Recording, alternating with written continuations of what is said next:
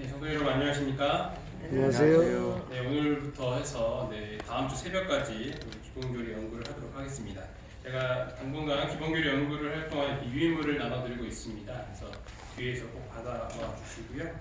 한 장, 지금 3장을 이제 오늘 그리고 다음 주 월요일 이렇게 나눠서 이렇게 하고 있으니까요. 갖고 가셨던 유인물 다시 갖고 와 주시면 되겠습니다.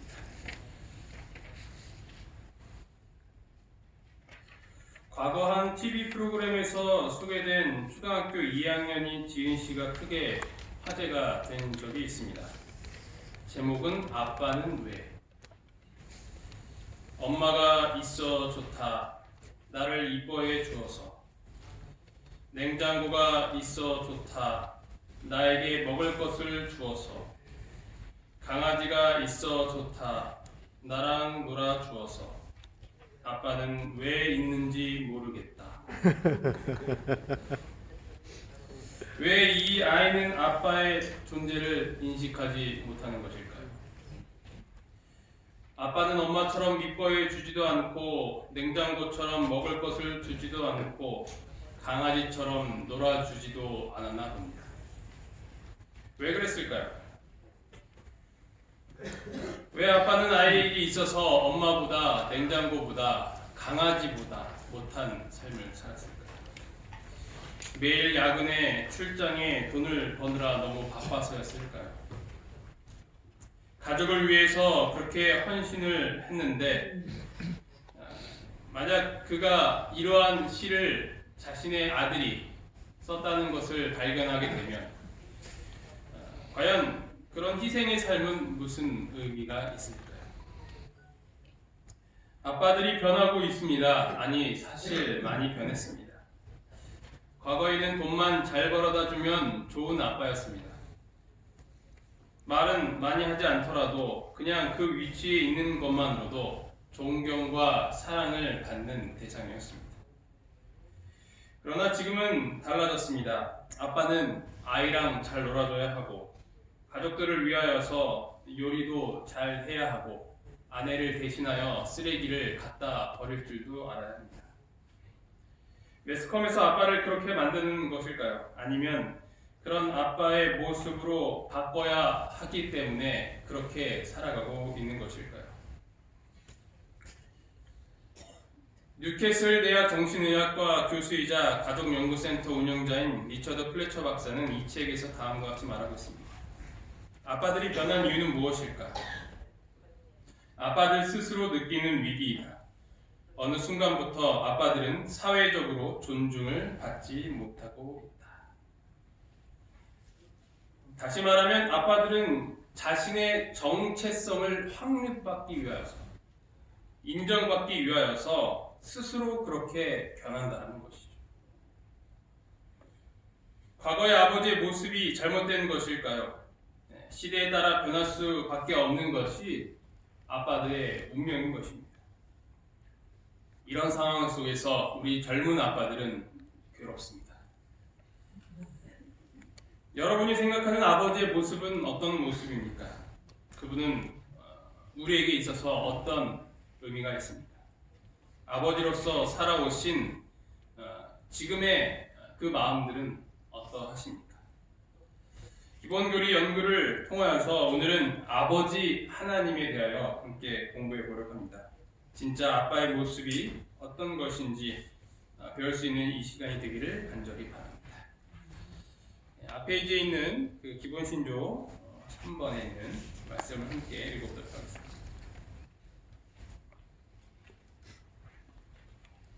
영원하신 아버지 하나님은 시작.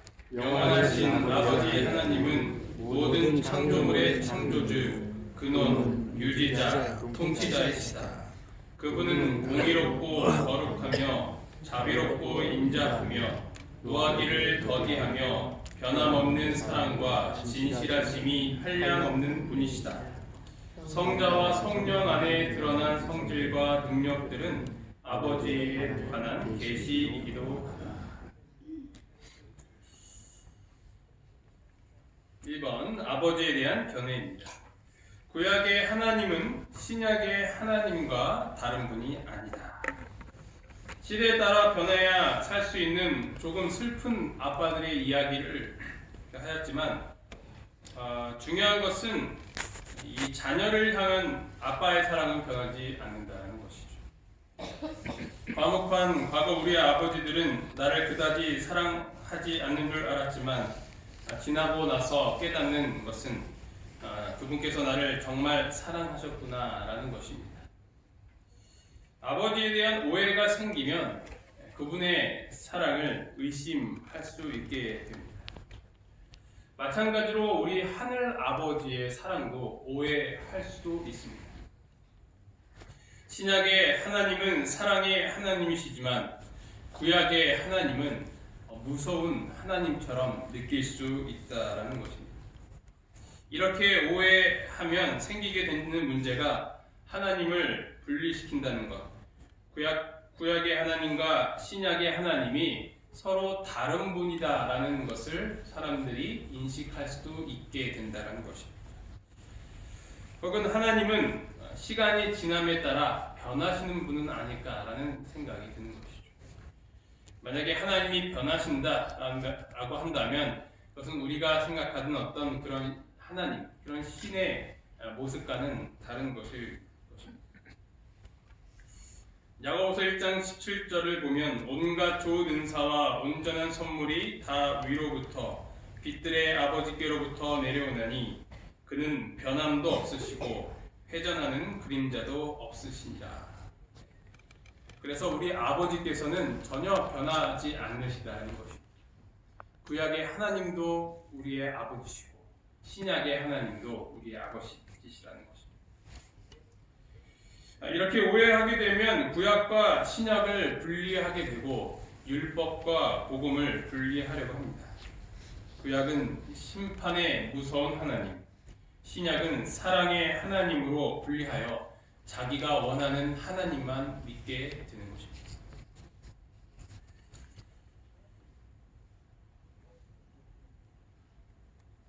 두 번째로 신구약의 공통적인 구속의 경륜의 통일성은 신구약 모두에서 당신의 백성의 구원을 위하여 말씀하시고 행동하시는 분은 동일한 하나님이시다.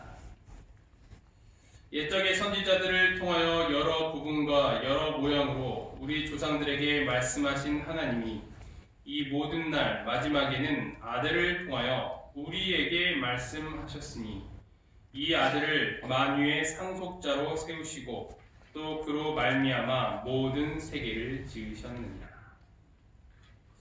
옛적의 선지자들을 통하여 우리 조상들에게 하나님께서 말씀하셨고 아들을 통하여 이 모든 날 마지막에도 하나님께서 말씀하셨다는 것입니다.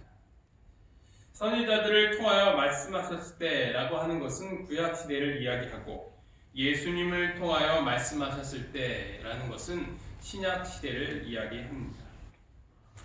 구약 시대나 신약 시대나 그분의 백성을 구원하시기 위하여서 동일한 하나님께서 말씀하시고 행동하셨다는 것입니다. 그래서 성경에서 말하는 하나님은 이 구약과 신약의 하나님이 다른 분이 아니다라는 것을 계속해서 증거하고 있는 것입니다. 세 번째로 아들 그리스도를 대리인으로 해서 아버지 하나님의 모습을 우리에게 드러내고 있다. 예수님을 통하여 아버지 하나님의 모습이 드러나는 것이지 새로운 아버지의 모습을 제시하는 것이 아니라는 것입니다. 성부 하나님은 만물의 기원자요 모든 참 신자들의 아버지로 계시되어 있으며 또한 특별한 의미에서 예수 그리스도의 아버지이시다. 우리가 아버지를 잘 알아야 그분의 사랑을 깨달을 수 있습니다. 그 사랑을 잘 본받아서 참 아버지 또한 참 어머니의 모습을 취할 수 있는 우리 모두가 되기를 간절히 바랍니다. 아멘. 두 번째로 구약 성경의 아버지 하나님은 어떤 분이신지 함께 살펴보도록 하겠습니다. 구약 성경에서 하나님은 어떤 모습으로 그려지고 또 강조되고 있을까? 첫 번째로는 인자하신 하나님이십니다. 모세가 십계명을 받기 위하여서 다시 시내 산에 올라갔을 때 하나님께서는 구름 가운데 강림하시고 그의 이름이 선포되는 것을 확인할 수 있습니다. 출애굽기 34장 6절 7절에 있는 말씀입니다. 여호와께서 그의 앞으로 지나시며 선포하시되 여호와로라 여호와라 자비롭고 은혜롭고 노하기를 더디하고 인자와 진실이 많은 하나님이라. 인자를 천대까지 베풀며 악과 과실과 죄를 용서하리라. 그러나 벌을 면제하지는 아니하고 아버지의 악행을 자손 3, 4대까지 보응하리라. 하나님은 은혜롭고 노하기를 더디하시고 인자와 진실이 많은 하나님이다 라고 성경에서 이야기를 하고 있는 것입니다. 이런 분이 바로 우리 하나님이시다는 내용입니다. 하지만 그분의 인자하심은 어떤 맹목적으로 용서하시는 것이 아닌 것입니다.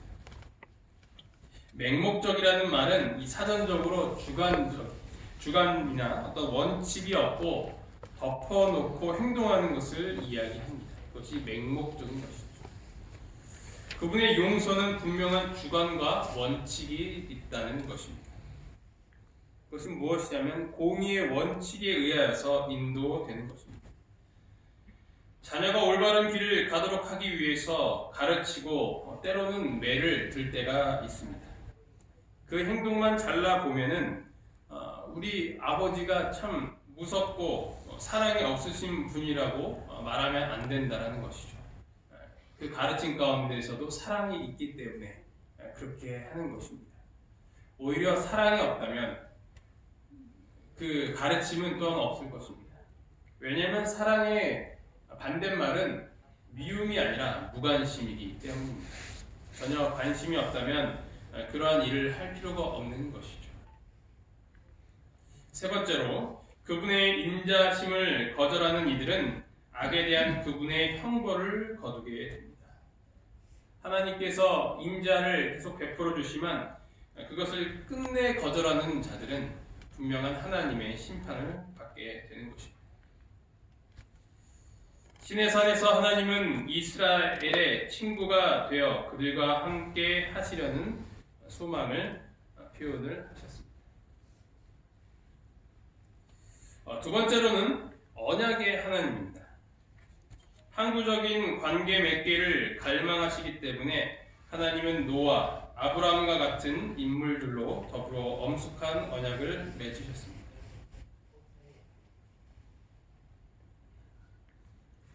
창세기 9장에 보면 하나님께서 노아와 이 언약을 맺으시는 장면을 확인할 수 있습니다.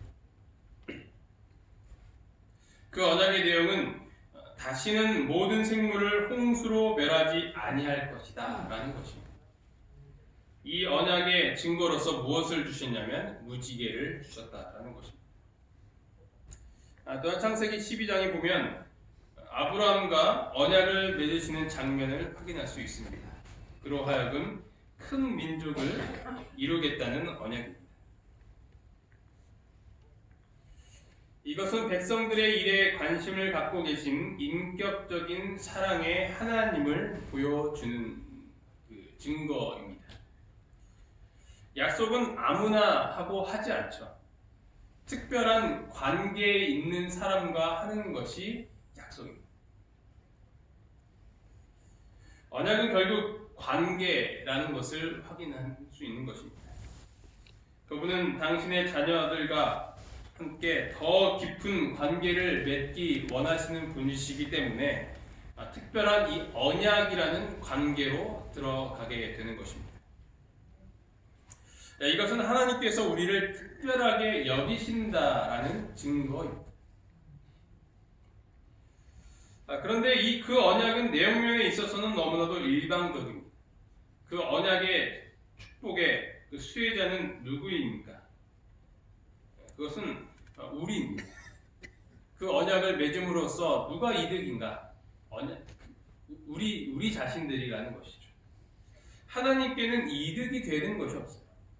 누군가 약속을 하면 서로의 이익이 되기 때문에 그 언약을 특별하고 그래서 뭐 기업간이나 어떤 돈과 관련된 일에 있어서는 계약이라고 표현을 하고 있지 않습니까? 그런 측면에서 보면 이것은 굉장히 불평등한 계약이라고 볼 수 있는 것이죠. 그러나 이것이 하나님의 언약이며 하나님의 사랑인 것입니다. 왜냐하면 그것이 하나님의 기쁨이기 때문입니다. 우리에게 복이 되고 또 우리와 관계를 맺으시는 것을 하나님께서는 기쁨으로 여기시기 때문입니다. 왜 하나님이 그것으로 인하여서 기뻐하실까? 우리를 사랑하시기 때문이죠. 그 모든 것은 하나님의 사랑으로 설명될 수 있지만 죄가 많은 인간인 우리들은 그 사랑의 깊이를 잘 이해하지 못하게 되는 것입니다.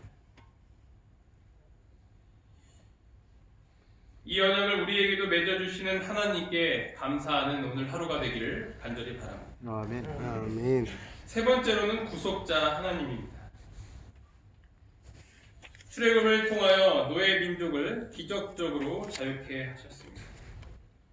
출애굽이라는 사건은 고대 이스라엘 민족이 이집트에서 약 400년 동안 노예가 되었다가 모세라는 인물을 통하여서 탈출하는, 해방하는 이야기가 그 역사서가 바로 이 출애굽기입니다. 저 멀리 떨어진 곳에서 조그만 나라의 사건이 오늘날 이 대한민국을 사는 우리에게 어떤 의미가 있습니까? 왜 우리는 그들의 역사를 공부하고 알아야 할까요? 왜냐하면 하나님께서 인류를 구원하시는 그분의 모습이 잘 담겨져 있기 때문입니다. 그것은 우리 모두의 이야기의 축소판이면서 본보기가 되기 때문에 우리는 그 역사를 공부하며 하나님의 그 구속의 역사를 또한 감사하며 기억할 수 있는 것입니다.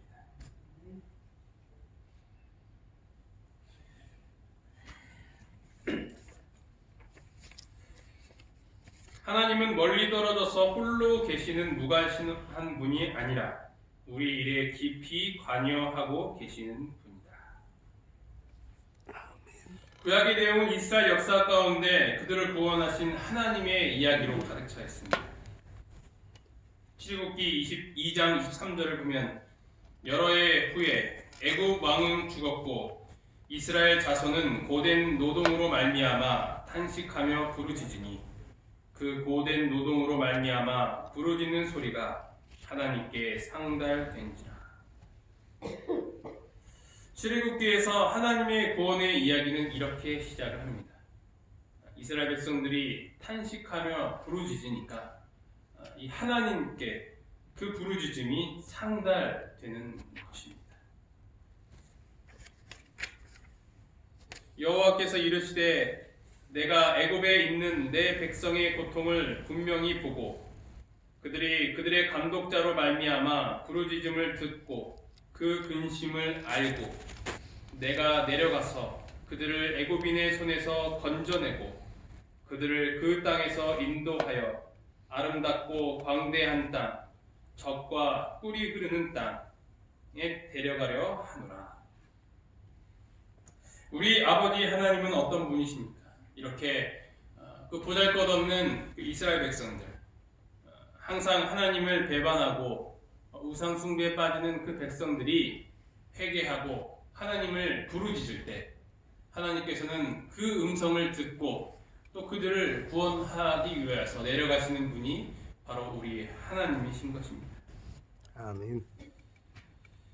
우리 아버지 하나님은 우리를 만들어 놓으시고 그냥 니네 알아서 살아라 하시는 분이 아니라 우리가 구원 받을 때까지 끝까지 함께 하시고 우리에게 큰 관심을 베풀어 주시는 분이 바로 우리 하나님이십니다.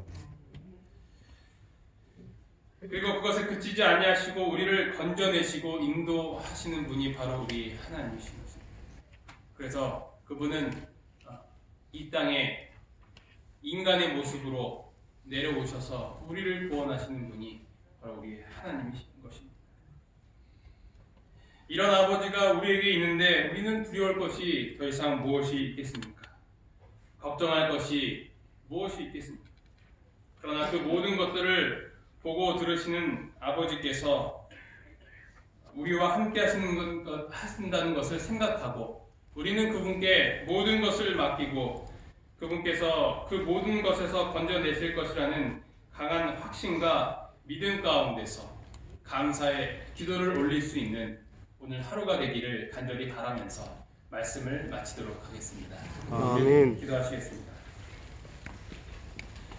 하늘에 계신 하나님 아버지, 오늘 저희에게 아버지 하나님의 교훈을 배울 수 있도록 인도하여 주시니 참으로 감사합니다. 아멘.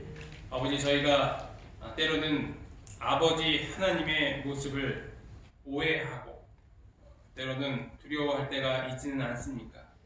아버지, 저희가 오늘 그리고 월요일까지 이 아버지 하나님의 내용을 배우면서 진짜 우리 아버지의 모습이 어떤 모습인지 잘 깨달을 수 있도록 인도하여 주시옵소서. 아멘. 인자하신 하나님께서 저희를 구원하여 주심에 참으로 감사합니다. 우리에게 끝없는 관심을 베풀어 주시고 우리를 책임져 주시는 아버지 하나님께 다시 한번 감사와 영광을 돌릴 수 있는 저희 모두가 될 수 있도록 인도하여 주시옵소서. 이 모든 말씀 예수 그리스도 이름으로 간절히 기도합니다. 아멘.